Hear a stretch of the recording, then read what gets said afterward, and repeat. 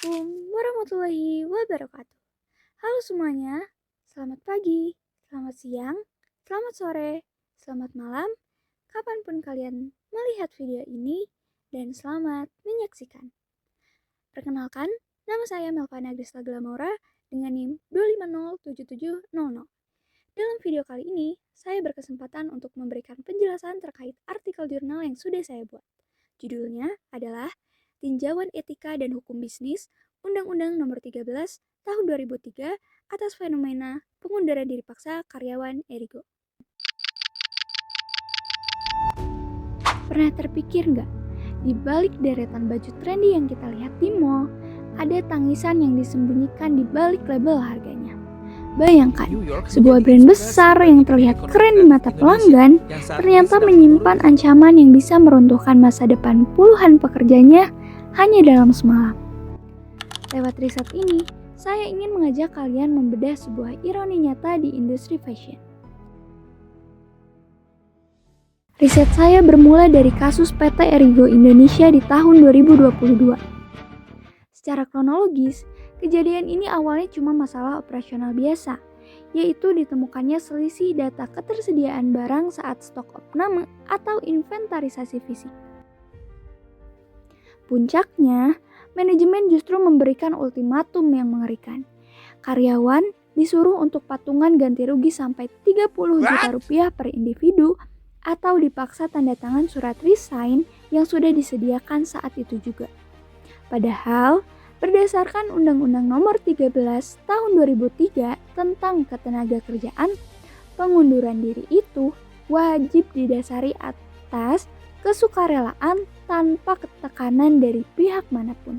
Secara hukum, ini bukan pengunduran diri biasa. Ini sudah termasuk ke dalam kategori misbruik van omstandigheden alias penyalahgunaan keadaan. Mengacu pada pandangan Van Dune di riset saya, perusahaan secara nyata mempraktikkan dua bentuk keunggulan sekaligus. Yang pertama, keunggulan ekonomi dengan memanfaatkan ketidakberdayaan finansial dari pekerja.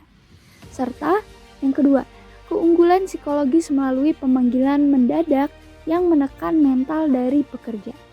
Kalau kita bedah dari kacamata etika dan tanggung jawab sosial perusahaan atau CSR, tindakan korporasi ini gagal total. Berdasarkan teori keadilan John Rawls, sebuah sistem harusnya melindungi pihak yang posisinya paling lemah. Dari sisi utilitarianisme, perusahaan mungkin merasa efisien karena berhemat uang pesangon. Tapi, dalam waktu yang sama, penderitaan puluhan keluarga karyawan berujung pada krisis finansial yang jauh lebih besar daripada margin keuntungan yang mereka dapatkan. Terus, solusinya apa?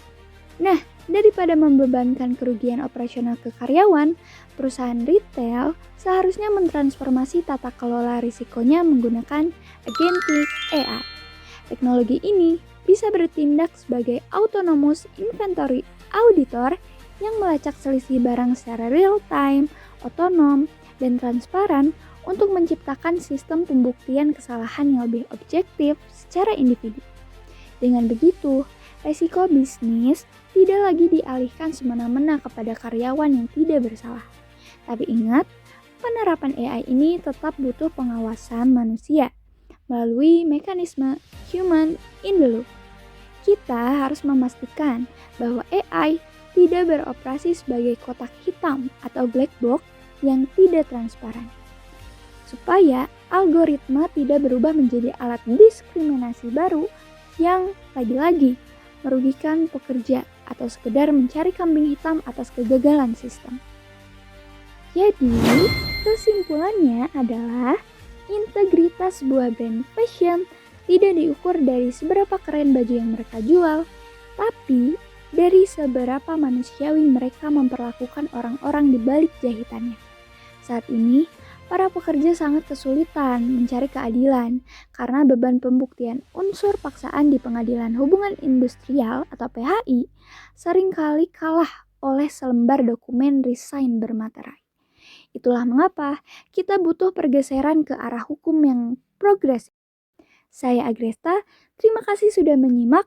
Mari kita jadi konsumen yang gak cuma peduli dengan gaya, tapi juga peduli dengan etika. Wassalamualaikum warahmatullahi wabarakatuh.